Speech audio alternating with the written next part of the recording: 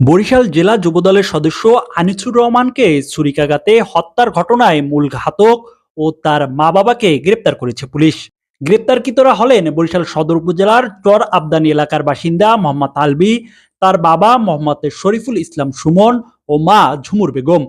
২০ November বুধবার দুপুরে Barishal metropolitan Kaunia থানায় একটি সংবাদ সম্মেলনে বিষয়টি নিশ্চিত করেছেন উপকমিশনার রুনা লায়লা। তিনি জানিয়েছেন, গত ৩০ নভেম্বর রাতে আলবি তার বাবা মায়ের সহযোগিতায় একই এলাকার বাসিন্দা আনিসুর রহমানের পেটে ছুরিকাঘাত করে গুরুতর রক্তাক্ত জখম করেন।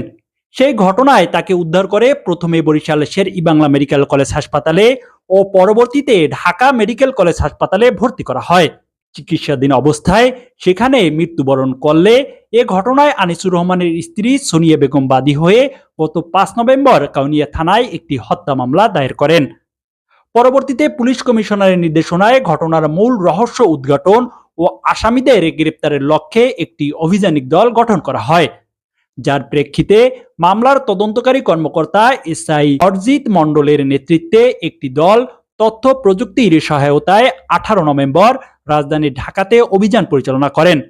যে অভিযানে মামলার ২ নম্বর আসামি মোহাম্মদ শরীফুল ইসলাম সুমনকে গ্রেপ্তার করা হয়। পরবর্তীতে ভারতে যাওয়ার আগ মুহূর্তে ১৯ নভেম্বর নওগাঁ থেকে সুমনের ছেলে ও মামলার প্রধান আসামি আলবি এবং মামলার ৩ নম্বর আসামি সুমনের স্ত্রী ঝুমুর বেগমকে গ্রেপ্তার করা হয়।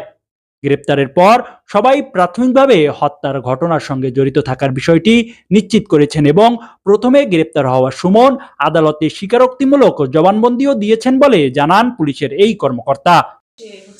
তার হাতে থাকা ছুরি দিয়ে ৩ জনকে পর্যায়ক্রমে আহত করে।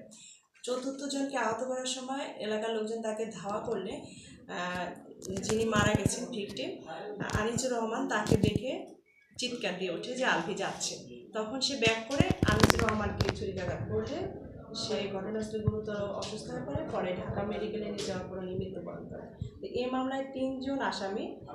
২ নম্বর যে আসামি শরীফুল ইসলাম ওরফে সুমন, তাকে গত ১৮ই সেপ্টেম্বর ঢাকা থেকে ১৮ই নভেম্বর আমাদের পুলিশ কমিশনার স্যারের একটা প্রত্যক্ষ তত্ত্বাবধানে স্যারের নির্দেশনে কাউনিয়া থানার একটা টিম, অভিযানিক টিম এসআই হর্ষিত মণ্ডলের নেতৃত্বে যাত্রাবাড়ি থেকে মামলা ২ নম্বর আসামি শরীফুল ইসলাম ওরফে সুমনকে গ্রেপ্তার করেছে।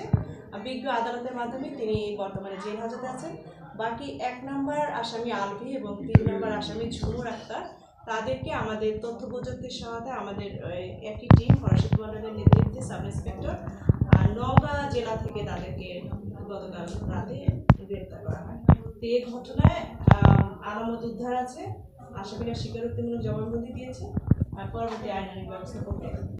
বরিশাল পোস্ট বার্তা কক্ষ। তিনি মারা গেছেন।